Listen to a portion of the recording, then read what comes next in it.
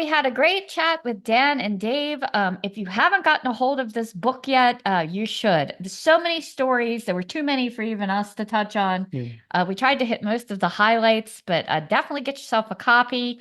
It is well worth hearing, everything that this man has been through, every band that he's been in, all his experiences, his crazy tales, back from when they came up with the name Anthrax before there was even a band.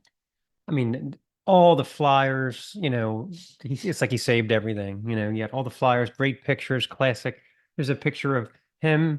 There's a picture of Danny Lilker's mom, and Joey Ramone with his mom. I mean, you can't beat that. You got commentary from Ross, from Immolation, Dean Hogan. Dave Mustaine. I mean, it just goes on. The list goes on and on. Anyway, so take it away. Huge fans for a long time. Going way back to the 80s, of course. Yeah, I can remember a favorite story. I was picking him up for high school, and he came out. We both had the same Anthrax T-shirt on. I'm like, dude, one of us has to change. There you go. Yeah, I think it was like 86 when I first got into you guys. I was not there at the very beginning, but I did get there pretty early. So that's pretty close to the beginning. I mean, that's pretty close. Yeah. That's the year Game Over came out. So for Nuclear. Yeah. Anyway. Yeah. So question, when people found out you were writing a book, was there anybody who came out and said, well, you can't leave this story in? Were there any stories that people were like, don't leave me out of it. Leave that out. You can't talk about that. No, I'm not really. This book, I mean, there's not a lot of sensationalism in it. It's it's like some people write books, I guess, because they want to do a tell-all or their side of a story if they felt they were maligned somehow or anything like that. But this book, which I'm sure Dave would agree with, is honestly just because I've played in a lot of bands and had an interesting career, and somebody thought it should be documented. So there's also keeping in mind that I've always been on the underground metal side as opposed to like the hair metal side where, there might be more debauchery and stuff. I'm not saying I've been an angel my whole life, but no, there was there was nothing in there like, oh God, don't bring that one up. That would be horrible. Yeah. No, not that I can remember. Dave, I think you had a pretty good amount of debauchery in the book. There was a lot of debauchery, I think. But no drama. I think there's no drama. Yeah, no drama though. Yeah. So I always thought, if you want another side project, you remember how they had 6 degrees of Kevin Bacon? I'm pretty sure we could pull off a 7 degrees with Dan. Yeah, I think so. Like, you got to get to Matt Harvey and, and 7 stuff. I think we could do it. Jacob Bannon. I mean, you pretty much touched on all of them, so. Oh God, I mean, if you did one of those things where you said, okay, well, let's see, Dan filled in for Lockup, which had the guy from Out the Gates, and of course the guy from Out the Gates did a project with this other guy, and with one of those things with the radiating tentacles, then that would go on forever. I mean, Christ. It would be like the Deep Purple family tree or the Sabbath family tree that goes on for like 5 pages, That's nothing. We did not include anything like that in the book because that would have taken an ungodly amount of like. Exactly. And that'd be a fantastic party game. Oh my God, you need like the Library of Congress or something for that. Yeah. Christ, somebody's on Metal Archives verifying something. Damn it, you're right. Yep. Oh God. Yeah.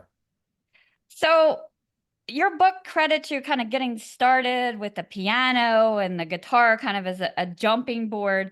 And it sounds like you had quite an ear and a gift for music. When did you first realize that you kind of had this?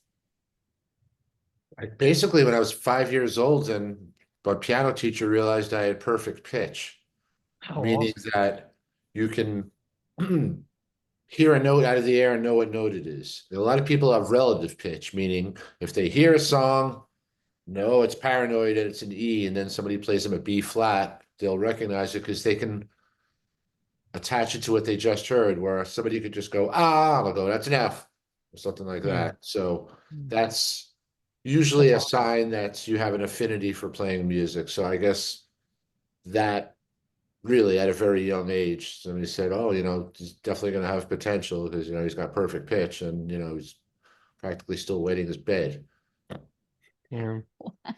One of the parts of the book I've always loved, and I think this is a great idea from you, Dave, was the inclusion of Muriel's notes.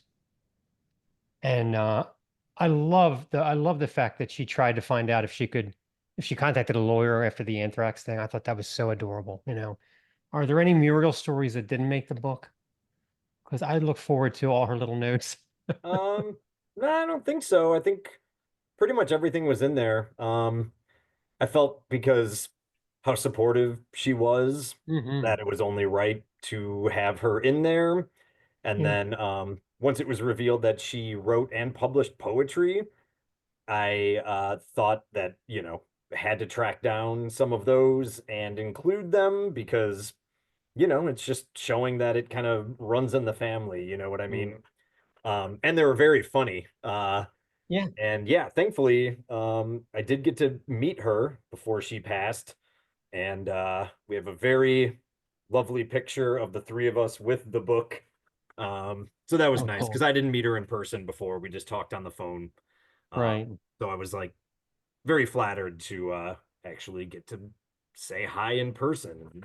Thank you for, agreeing to an interview with this complete weirdo.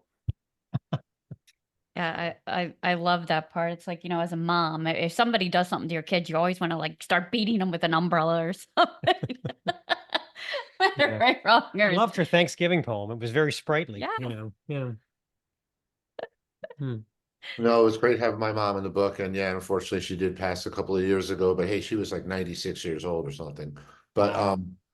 the humorous part of all that was that you name any other book that's going to have like interview food stuff from my mom and Fenris from Dark Throne, That's right. and Yeah, it runs the full gamut. It really does. Yeah. yeah. So, do you still name all your guitars and basses? I love that. We always name our cars, and people think we're weird. Oh no, I only named that first base Henry out of Huh? sympathy because it was such a cheap piece of crap that it just didn't even have a name. That was all. Otherwise, all of casual names like when I did those Anthrax shows earlier in the year, I brought out my Ibanez basses, and then it was just purple, blue, and black, just because those were the colors they were. Yeah. And that made it easier to distinguish. You want to play purple today? Yeah. Not Smoke on the Water, the bass, yeah. And but no, after that, no, just out of necessity for ease if you were talking with somebody. But no, I did not give them any kind of new monikers. I know you mentioned that you played some shows with Carnivore in the early days. What was that like? Pre-typo, Pete Steele, what was that like? Oh, those were fond memories.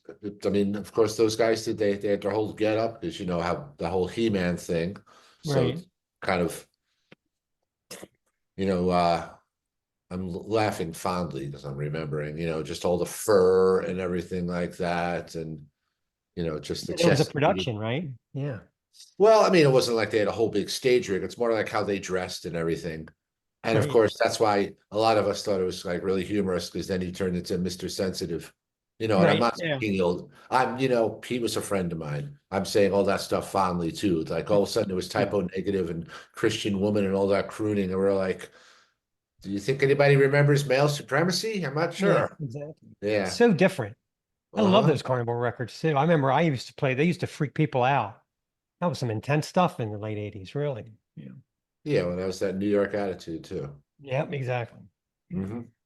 Well, like I said, you're never sure if when you interview somebody like that, if they're good. Like when we did Ghoul, we were pretty sure he was going to be in character. You're never sure if it's going to go that way. So it worked out well because we wore hoods. So Yeah, we had to have a set of in character questions and not in character questions and just see how it goes, So, Oh, yeah. luckily he was Well, in character. I don't have an alternate persona. This is what you get. I know it's got to be exhausting, like it's hard enough just to get through, Ah, yeah, I do love the fact that everyone who talks in the book talks about how even tempered and just whatever happens. Did you get kind of that unflappable, just kind of good natured personality, or is it just something that always happened? Or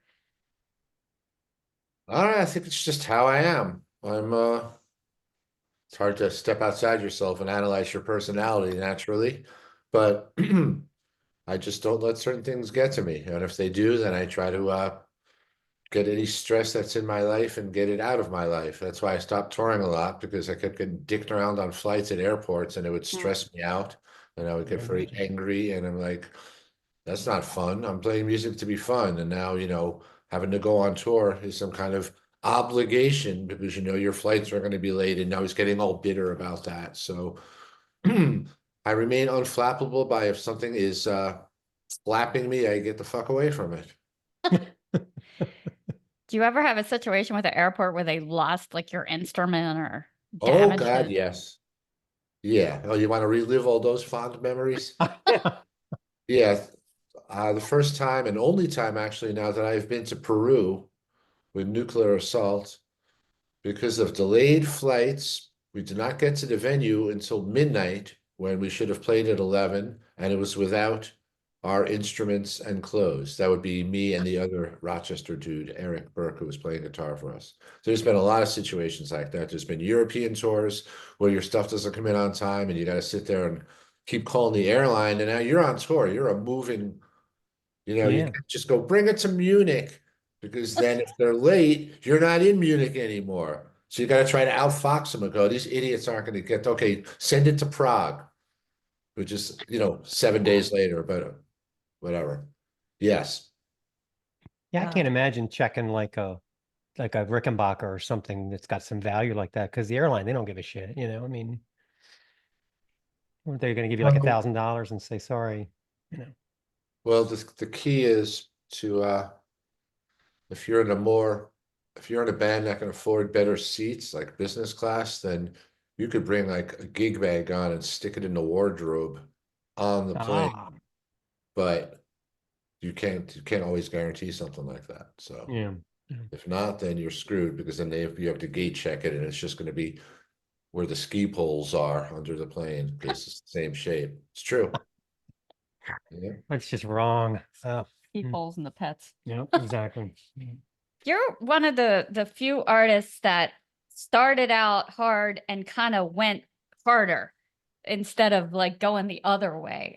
Was that something you did intentionally, or was just something that you did what you wanted to Yeah, do? we were talking about it because, like Chris Poland did "Damn the Machine." I'm just talking like Big Four adjacent. Lombardo did Grip Incorporated. Cavalera did Soulfly. Do you think it was because those guys had a certain level of income and they had to stay more commercial, and you were just able to go underground, and you didn't have that financial need, or what was it? I think I would hope that most of the people you mentioned just do stuff for creative reasons. And some stuff might be more palatable than other stuff. As far as my career trajectory, I had to say that slow because that word's hard to say even if you're not drunk. But I just followed my heart, really. And the joke being, and if I had a business manager, I should have fired him, because I went from thrash metal, like grindcore, and then black metal and death metal. And no, as far as that, I guess I've always kind of, ever since I was a little kid listening to music, always chased the shorter, faster stuff. Even if I was listening to the Beatles, I liked the songs on Rubber Soul that were only 2 minutes long instead of 4 minutes long. It's always been just a thing where it's almost like a drug, but it's music, that you're just chasing something and looking for the next, thrash metal's not doing it anymore. I need grindcore and black metal, just like somebody who, can't take 2 hits of acid and get off anymore. They got to take a palm full. I don't know. Yeah. So it's just really, I don't know. It's hard to describe, dude. I always Same say, thing. We had Gene Hoglan on the show a couple of years ago, and we asked him the same question. And we said the only two that went heavier was Dan Lilker and you. And he said the same thing. He said, I've always just gravitated towards the heavy. yeah. Don't really think about it. Great. Yeah, I'm the same way with our listening taste. And some mornings, like I'll have, be cooking and, crashing out the, metal. And then all of a sudden I hear him put on Steely Dan. I'm like, what are we doing? What are we doing? Well, we put on Steely Dan around here when she's doing Sunday cooking, but then you got to get out a glass of Sauvignon Blanc and, hey.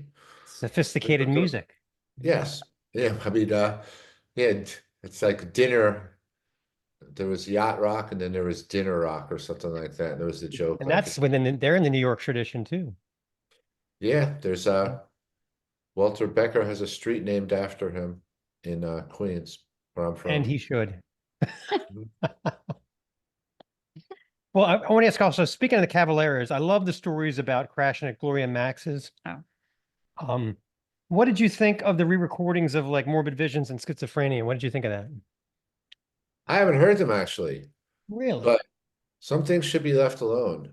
I mean, I think that it's cool. Like, I can understand, like, oh man, I'd love to. These songs are great, and they would sound much better with, better production.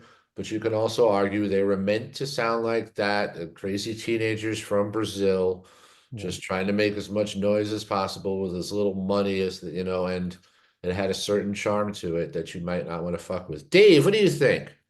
I didn't listen to them either because I feel exactly the same way. Where, that's one thing I always kind of take like solace in is that, no matter how shit things can get, if there's an album that you love, then it's always going to sound that way. You can put it on and it will, resonate with you however it resonates with you. And yeah, I get it also if like maybe it's like the Taylor Swift situation where you're trying to, from a business standpoint, reclaim your ownership of your music. Like I get it. But yeah, I mean, I don't know. I grew up listening to punk, like something sounding completely shitty, makes no difference to me whatsoever. Yeah. That's true. It's something about the rawness of it. I mean, they're trying to take back their musical legacy. So, I mean, you can kind of argue that, it's Oh, not yeah. like there's that, but I just remember thinking, it sounds good. Please don't touch Beneath the Remains. Please. Like, please. Yeah, That's a yeah. perfect record. Right. By then, that one was done in Rio, I believe. But yeah, I think by then I was on Roadrunner and they probably had a bigger budget. And yeah, that's nothing. The earlier albums just sound a little more necro. There's nothing wrong with that. Yeah. I mean, musically too. So I love the different stories about meeting different people. And the picture of Joey Ramones and the moms is great. You and Joey Ramone and the moms. Like, what was that event? I love that picture. That was one of those New York conventions. They had the New Music Seminar and CMJ and all this other stuff. What it was is they would have these music industry conventions, and they had a lot of them in New York. And during the day, there would be panels that would be in conference rooms at the Marriott Marquis, and at night there would be a whole bunch of different shows. Some cool shows. That's when, I mean, Nuclear Assault played a show with Clutch at one of those shows. Just because it was cool, combining stuff and everything like that. And one of the panels was, metal and punk rock stars, moms. So it's your worst nightmare. It's a Q&A with your mom and a whole bunch of other mothers, up at the table with their placard, with their name and everything like that. And you're like, okay, well.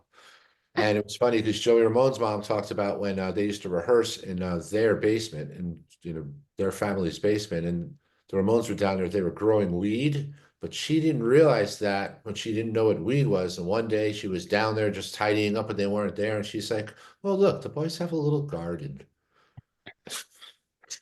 And That's she great. later realized that they had a good reason for growing a garden. There's your built-in funny story with that picture. Yeah, that's great. Yeah. That's awesome. That would be a great reality TV show. Yeah. Put all the moms Put all the together. moms together. Yeah. I thought that I was surprised at some of the pairings, some of the different like tour pairings, like with Brutal Truth and Fear Factory. Brutal Truth, the Boredoms and the Pain Teens. I just like, who was putting these tours together? I would have never thought that these bands would have gone together on tour. Well, that was when Fear Factory was a little more on the extreme side in 92, 93. This is with the Soul of a New Machine record. They still had that kind of robotic kind of thing, Yeah. but that was before they started throwing a lot more, like when Dino got a lot more into kind of like the new metal type stuff, and it was more groove. So they were never Brutal Truth heavy. well, no, but they had some pretty heavy stuff on that first record. But yeah, it was a lot more palatable to most people. And we would switch off headlining, it's like, okay, we're headlining tomorrow, and then it was just all equal billing. And the boardrooms and painting store was intentionally eclectic because we weren't just a traditional grindcore band, even by then. In shit, what was that, 93? Because I was still with Scott on drums. Even then we were incorporating noise and hardcore and this and that and blah blah blah. And we thought it would be really interesting to tour with a couple of like, I hate to use the word alternative, but that's what they called it back then. And that was really cool because a lot of people came out to see us that normally would never have gone to like a grindcore and death metal show. I met Joel Biafra, Ian McKay, and Henry Rollins all on that So tour. cool. Yeah. Even though Jello was a bit standoffish, but yeah, that's another story.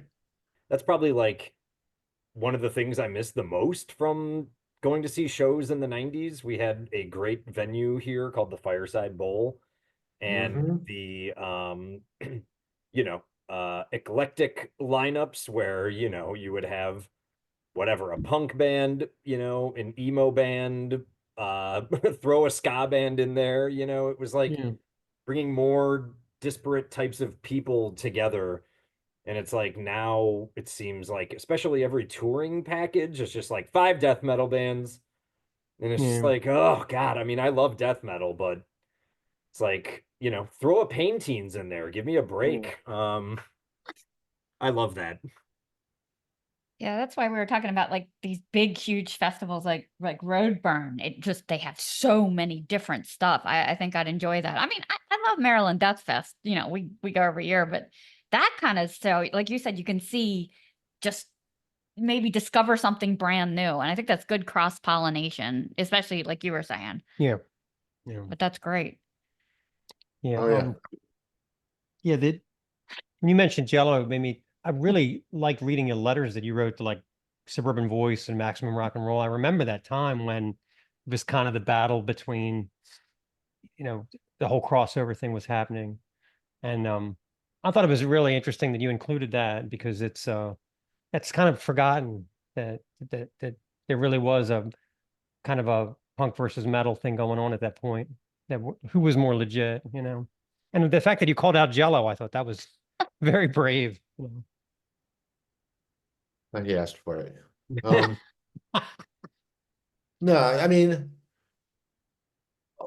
with a lot of people with that, you know, with punk and metal, a lot of that stuff, there was like a good, healthy crossover and people from both sides that were interested and open-minded. But some people were a little snooty. But then again, I just saw that some people were hypocritical because if you're gonna walk around on stage and be the singer and wag your finger at people and say, "Don't judge a book by its cover," and you go, "Oh, look, a fucking greasy metalhead over there," you know, then you're not living up to what you're saying. And I just had to call people out when I thought it was hypocrisy.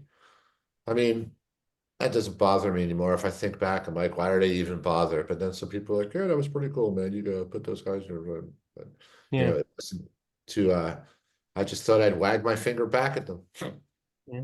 I think now every issue of MRR is on the Internet Archive, but you know, Danny mentioned these letters, and at, you know, that point in 2009 or whenever, I was like looking for those materials. I went to my friend's house who is about 10 years older than me, but saved like every MRR and Suburban Voice that he ever had, and just based on the kind of time frame, just sat there and looked through them to find those letters because I thought it would be cool, you know, just to Yeah.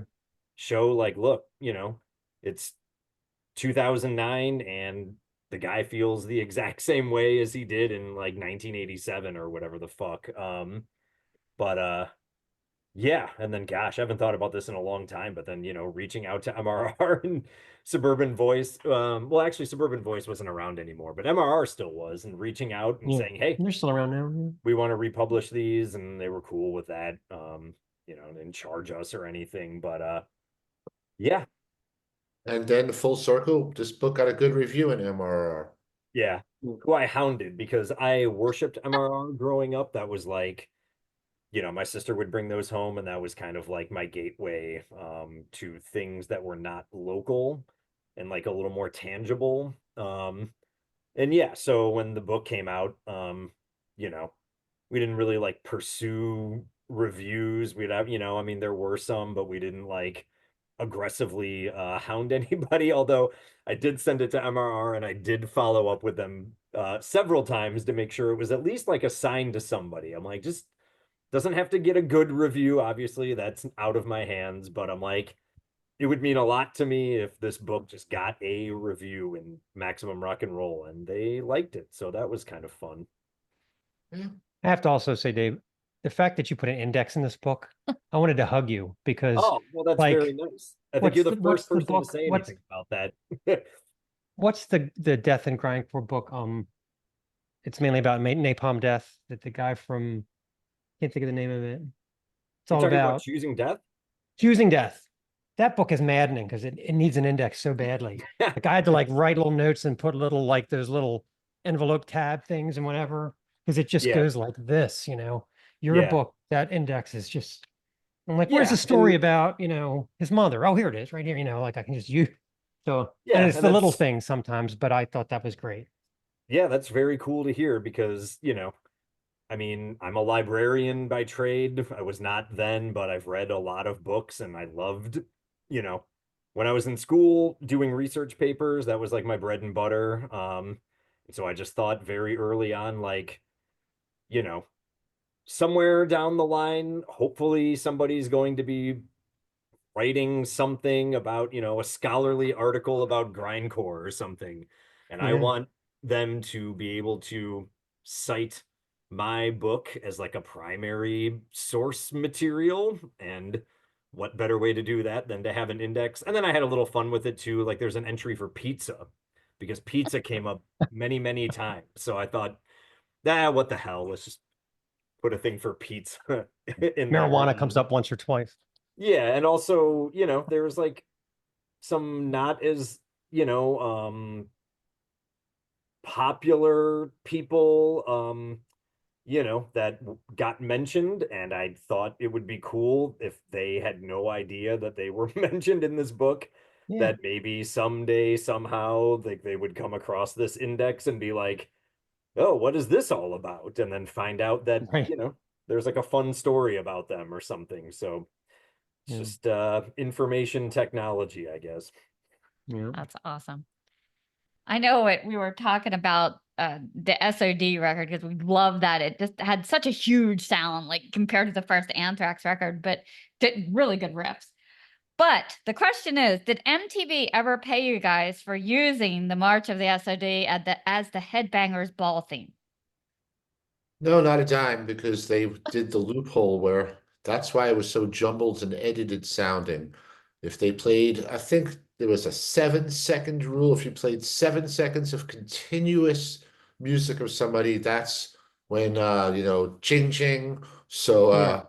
that's why what they would do is they would just play little edits of it that would comprise longer than seven, whatever they needed for their little segue there. But that's why it would just kind of be edited strangely, and then it would stop and start like that because then it wasn't continuous. And then so that's they weren't stupid. They knew how to do stuff so they could play something for free. Yeah, they did the same thing with Peace Sells to Megadeth. Right. Yeah. Yeah. I mean, if They someone just was exploit the music and don't pay anybody.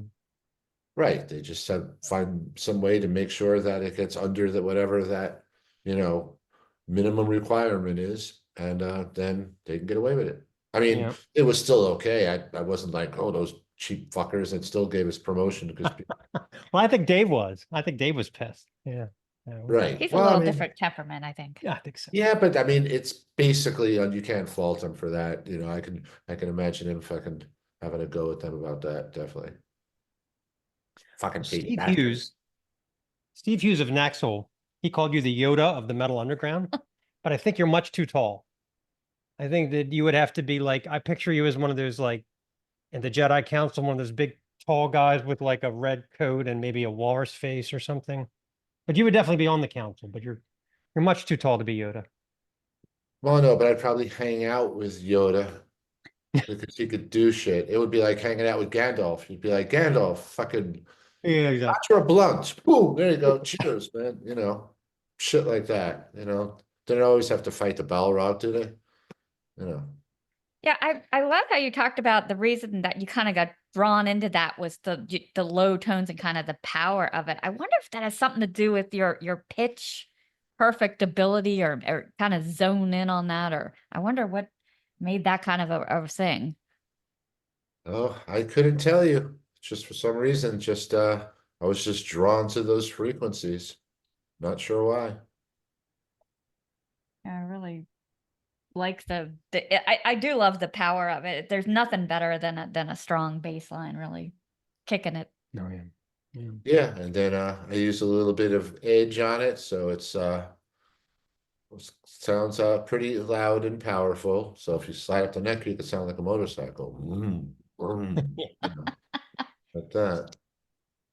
You had so many great stories in here. Mark and I really enjoyed the one with the naked groupie that everyone was signing, and then you kind of were like, "Hey, come to your senses," you know? Yeah, interesting that it was Well, told by Gene. Yeah. yeah, I just walked off the bus. I didn't, you know what? I walked in, I saw those guys doing that, and I was like, well, this isn't really my scene. So I just kind of did a 180 and walked off the bus, but I didn't really glare at anybody. But Gene had seen I was literally on the bus for 4 seconds, and he was like, hey, man, what's up? Everything cool? And I'm like, yeah, that's just, that's not really the kind of thing I think is really Yeah. cool. And then, I guess I made an impression on him. I mean, it was Nuclear Assault, Archangel, and Acid Rain. Maybe some of those guys, that might have been some of their first tours, on that level with a tour bus. Those guys shared a tour bus, and that's a prestigious thing. And I don't know. I guess some people might say, oh, well, you can meet girls like this. You want to come on the tour bus and hang out, blah, blah, blah. And then a few beers later, who knows? Yeah. Yeah. I like the story about one of those nuclear assault kind of reunion shows in the 2000s. I think you were in Brazil where John lost a shoe and the guy tried to barter to give it back. Like Yeah, he wanted a shirt for a shoe. he wanted my Dark Throne shirt. And John was Right. like, You have fuck to that. admire Yeah, at least John he was was like, enterprising, you know. yeah, do not give him your shirt. I will get shoes. We're in Brazil. They cost $2.75. So many So good stories. at least then they did. Do you think that was say, your quickly about the Gene Hoglan thing? I also am a drummer and have always really admired him. So I was eager to pin him down and interview him. And he told me that he's like, yeah, it's like I've told this story to people, several times over the years, but I am like very happy to have it sort of like on the record officially, like in print in a book. And I was just kind of like, oh, this is kind of heavy, but like you're entrusting me with this this knowledge or whatever. But yeah, just very flattering. He's like the nicest guy you could ever talk to. Yeah, I think he should be your next project. You could do I'd a love book to about work him. You with could do Gene on something. Lombardo. He's Lombardo's a been funny in guy every with a band good with Matter, memory. Yeah. So Could be many. do these journey. You could be the journeyman scholar. Oh, the journeyman writer, I guess. Hey, you said it, not me. Oh, Dan, what did you think about CBGB's closing when it did? Well, I mean, I haven't even lived in New York City since 2002, but I live in Rochester, New York now. But generally, CB's, it wasn't anything like it was anyway. It was one of those things where when I went there back in the day, there were hardcore matinees, and they weren't doing that anymore. And then it kind of morphed into this other club, but it just wasn't the same. It was still on the same property, but it was all refurbished and different. And then it actually closed. And sure, it was the end of an era, and I have a lot of fond memories of it. But it's almost the same thing like if a band had kept playing when you could just tell they just didn't have their chops anymore, but they just insisted on playing and putting out records. It was almost like that. If you had a venue that just was still trying to hang on to something from the past, but that time is gone. So you just have to have the fond memories, and that's it, really. Same Yeah, shit we have before. a bar like that in Baltimore called Hammerjacks. That the Oh, I've never original had it. Hammerjacks was pretty wild. We used to go there pretty regularly to see kicks and stuff. But Yeah, the new one, I think they serve cheesecake at the new one. I mean, it's not the same. No, I remember standing outside the Sonar at Maryland Death Fest going, oh shit, there's Hammerjacks. Yeah. Uh-huh. Yeah. Sure. Yeah, let me real quick, we play a game on the show. It's called Blaspheming Monikers. Okay. Okay. And the way it works is I have 5 band names in front of me. One of them is fake. So I'm going to see if you can guess which one of these is not a real band. Okay. Okay. First is Playground Drug Dealer. Second is Jesus Ain't in Poland. Third, Napalm Bats. 4, Meat Crayon. And 5, what does this say? Haircuts That Kill. Dave, you want to take a crack at that? I'll go with Haircuts That Kill being the fake band name. I don't know. That might be. Yeah, All they're right. heavy metal from Belgium. 2 full lengths. I'm Fuck. thinking like Acid, like that type of sound, you know. Oh, see, now you narrowed it down for me. That's what I'm here So, for. what was the first one you said? Playground Drug Dealer, No, that Jesus doesn't. Ain't in Poland, Napalm Bats, and Meat Crayon. Playground drug dealers fiction. Nope, they're death metal. They're a new band from Mexico. They have 2 EPs out. Oh shit. Okay, so who's the fake band? Napalm Bats is fake. Napalm Bats. The funny So thing one is, time, Jesus Ain't in Poland. They're from Italy, so I don't know how that works. one time my old band Blurring played a festival in Michigan, and one of the bands was called Unregistered Sex Offender. Now that rules. Wow. Yeah, that Yeah. didn't get approved by the board of directors at all, you know. So No, Yeah, we that don't was have great. a- It's like you don't even need a logo with a name like that. That's just so fucking funny. Times New Roman.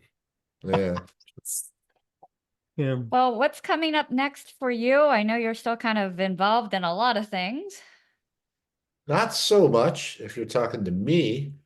I'm actually not even playing in a full-time band at this point, which I'm fine with, having realized I've been doing that for 40 years. I turned 60 last month. So, um, I may dip my toes in the water one more time at some local French just to make a little noise locally, but that's not going to be something with albums and tours and any of that cycle and bullshit. It's just going to be more because I'll get the itch eventually. Yeah. Besides that, just aging gracefully. What was it like? I never got to hear. What was it? I know you did some dates with Anthrax. You announced it, and I think it was in March and April. How did that go? Uh, that was a lot of fun. I mean, mostly in Latin America, and then there were a couple of those big corporate festivals in the States where everything looks the same. It's like the same lineup no matter where it is in the country. Luckily, Right. I played one of the ones that was not. They couldn't do the one in Kentucky in September because the hurricane, but I played the show with them in Orlando in May and got home without drowning. That's awesome. Mostly though, it was Latin America from Mexico on down, and it was just really cool playing with Scott and Charlie again, getting to meet Joey. I'd met a few times, but I got to know him on this tour, and then John, the guy from Shadows Falls, been playing guitar with them for 10 years. He was very helpful with riffs because now with the technology with iPhones and all that, I would just how does this riff go? And he would send me a video or something, and it was great. Play it slow, play it fast. Yeah, that was a Yeah. lot of fun. Obviously nostalgic for me. And I got to go to Ecuador. I mean, who gets to go to Ecuador? That's awesome. Yeah. I guess the last thing I'll ask you is, it seemed like every time SOD got together, they did better than they were supposed to. Is kind of the impression I get from the book. Like the first album did better than I guess you expected, and then the second one, it almost seemed like the second time we got together, it was almost like the other guys were a little nervous. It was going so well. Is that fair to say, or? Do you mean when we reunited in the late Yeah, 90s? like both times it seemed like SOD was supposed to do this, but they did this. It was almost like you did too well. Nah, I think it's just that since we had never played out and done international touring or even a US tour, it was a big step up doing the shows, doing a couple of different US tours, playing Europe, playing Japan. We knew it was going to be good. I mean, it's just obviously with those guys, Anthrax has to be their priority. Yeah. So you want to make sure, it's going to do well, but it's on a different level from those guys. But it was still nice, staying in those nice hotel rooms. like I did this year. But yeah, I don't think they were worried about that. It had its limitations because sure, it got a lot bigger than we ever thought back in the day when we put out that record. But we were never going to be a full-time band. So it was just a fun project. And after 14 years, we said, well, fuck it, let's do another record and go out and do some shows. And that's really what it was. This is the Snaggletooth Extreme Metal Podcast.